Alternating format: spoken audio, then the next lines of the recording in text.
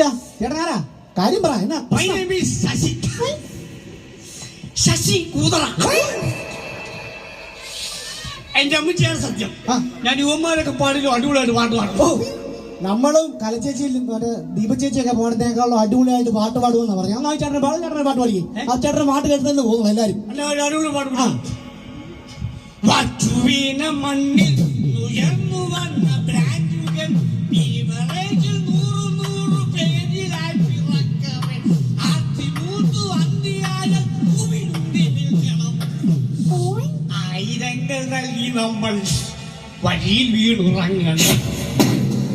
എന്റെ പൊന്നിയേട്ടാ ഇതെന്നാ പാട്ടാ ചേട്ടാ? ചേട്ടൻ സംഗീത കലയായിട്ട് എന്തെങ്കിലും ബന്ധമുണ്ടോ? അയ്യോ, എനിക്ക് കലയായിട്ട് ബന്ധമില്ല. പക്ഷെ അവരുടെ അനിയത്തി രമണിയുമായിട്ട് ചെറിയൊരു ബന്ധമുണ്ട്. ആ ബന്ധത്തിൽ വേണം ഞാൻ വീട്ടിൽ കിടന്ന് മുട്ടി അലമ്പ് ഇന്നലെ കിടന്ന് എന്നാ ബഹളമായിരുന്നു. അയ്യോ, നീ അറിഞ്ഞോ? പിന്നെ ഞാൻ മാത്രം നാട്ടുകാർ മൊത്തം അറിഞ്ഞു എന്നാ ബഹളമായിരുന്നു. അയ്യോ പത്രം കാണിച്ചേക്കെ അത് സംഭവമൊന്നുമില്ല കേട്ടോ. നമ്മുടെ പെണ്ണുമ്പിടിയില്ലേ രമണി, അവള് തിണ്ണയിരിക്കുന്ന കസേര എടുത്ത് മുറ്റത്തോട്ട് ഒറ്റയാണ്. എന്റെ പൊന്നി ചേട്ടാ, തിണ്ണയിരിക്കുന്ന കസേര എടുത്ത് മുറ്റത്തോട്ട് ഇറങ്ങിയ എങ്ങനെ അയ്യോ പത്ത് അമ്മയെ കൊല്ലല്ലെന്ന് പറഞ്ഞ കാർ ചേക്കുന്നേ. ആ കസേരക്കകത്ത് ഞാനും കൂടെ ഇരിപ്പുണ്ടായിരുന്നു. അവൾ എന്നെ കൂടെ കൂട്ടി അങ്ങോട്ട് ഇറങ്ങി. എന്റെ പൊന്നി ചേട്ടാ, ഞാൻ കാര്യം ചേട്ടൻ ഒന്നാമത്തെ കാര്യം ചേച്ചിയെ മുടിഞ്ഞ സംശയമാണ്. അതാ ഈ പ്രശ്നം. ചേച്ചി അയൽക്കൂടത്തിന് പോകുന്നു, എവിടെ പോയാലും ബസ്സേ കയറിയില്ല, എല്ലാം മുടിഞ്ഞ സംശയം ചേട്ടൻ. അതാ പ്രശ്നം. ഞാൻ എങ്ങനെ സംശയിക്കാതിരിക്കും? എല്ലാവരും കേൾക്കണോ? എന്ന് ഞങ്ങളൊക്കെ വീട്ടിൽ രാത്രി 8 മണിയാകുമ്പോ കറണ്ട് പോകും. നമ്മുടെ എല്ലാവരുടെയും വീട്ടിൽ 8 മണിയാകുമ്പോ കറണ്ട് പോകുമല്ലോ.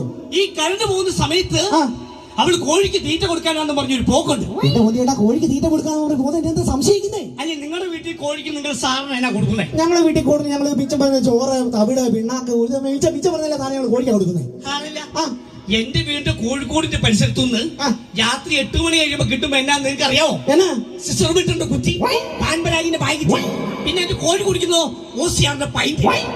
ഇതൊക്കെ ഞാൻ ശ്രമിച്ചടാ. ഏത് കോഴിയാണ് കറണ്ട് വരാറാകുമ്പോ പാലക്കരയിൽ അണ്ടർവെയർ കിട്ടുള്ളൂ പറമ്പികൾ ഓടുന്നത്. എന്റെ പൊന്നിയുടെ സംഭവിച്ചു സംശയമൊക്കെയാണ്. പക്ഷെ നിങ്ങൾ ഈ ചേച്ചിയോട് മുടിഞ്ഞ സ്നേഹമാണെന്നറിയാം. അല്ലെങ്കിൽ നിനക്കറിയാം, നിങ്ങൾ ഈ സ്നേഹം പറയുന്ന സമയത്ത് ഈ ജനലും അതിന് കഥകളെ കാണിച്ചിട്ടുണ്ട്. നിങ്ങൾക്ക് സ്നേഹം പ്രവർത്തിച്ചത് ഈ നാട്ടുകാരെ കാണിക്കുന്നത് ഇതൊക്കെ. നീ ഇത് എന്നത്തെ കാര്യം പറയും? മിനിഞ്ഞാത്ത കാര്യം ഞാൻ പറഞ്ഞേ. ഞാൻ സിജോയുടെ വീട്ടിൽ 12 വന്നേക്കല്ലേ, ഞാൻ ഇനി വീട്ടിലുണ്ടോ? ഇതേ കുഴപ്പം. ഞാൻ വീട്ടിലില്ലാത്ത സമയത്ത് ആരെങ്കിലും വീട്ടിൽ കയറി എന്നോ എന്നേലൊക്കെ ചെയ്തു നോക്കും. അവസാനം കുറ്റം മുഴുവൻ എന്ത് തന്നെ. ഞാൻ ഒരു കാര്യം പറയട്ടെ, ചേട്ടനെ ആരെയും കല്യാണം പിടിച്ച് ചേട്ടൻ ഈ വഴിയെ അല്ല ഇങ്ങോട്ട് പോയാൽ വന്നാലേ ആരെയും കല്യാണം പിടിച്ച് ചേട്ടൻ ഇങ്ങോട്ട് വന്നത് എന്തിനാ ഇങ്ങോട്ട് വലിച്ചു കയറി വന്നേ? എടാ, ഇതൊക്കെ വിളിച്ചിട്ട് പറഞ്ഞിട്ട് പറഞ്ഞ കാര്യം കേട്ടോ. ഒരു അപകടം നടക്കുമ്പോൾ നമ്മൾ അറിഞ്ഞു കേട്ട് ഓടിച്ചാടി വരുവല്ലേ ചെയ്യേണ്ടത്. ചേട്ടനോട് സംസാരിക്കാൻ ഞാനില്ല.